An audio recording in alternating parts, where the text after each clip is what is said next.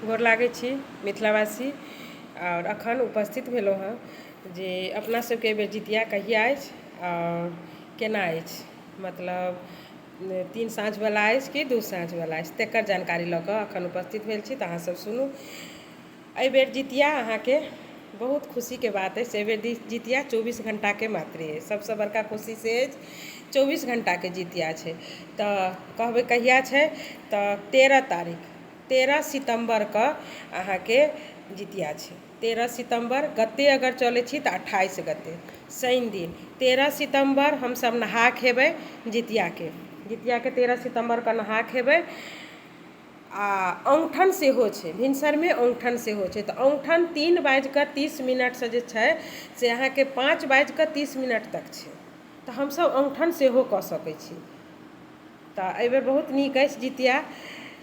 13 सितम्बर गते 28 शनिवारके दिन जितियाके नहाय खायके अछि। और 14 हमर सबके व्रत रहत, निर्जल व्रत रहत, 24 घंटाके व्रत रहत। तऽ 14 हमसब जे व्रत करबै रवि दिनके व्रत अछि।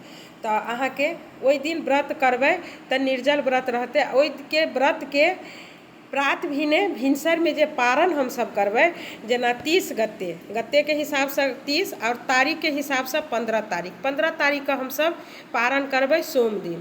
तऽ सोम दिन जे पारण करबै तऽ 6:36 बादसँ हमसब जखन चाहबै तखन पारण कऽ सकै छी, मने भोरे कऽ सकै छी।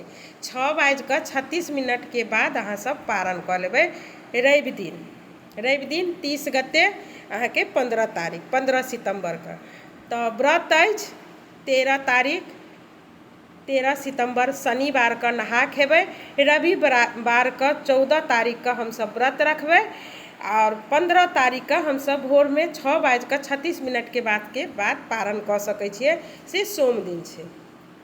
और गते 28 गते अहाँके भादव 28 गते शनिवारके दिन नहा खेबै। भादव अहाँके 29 गते रविवारके दिन व्रत रखबै।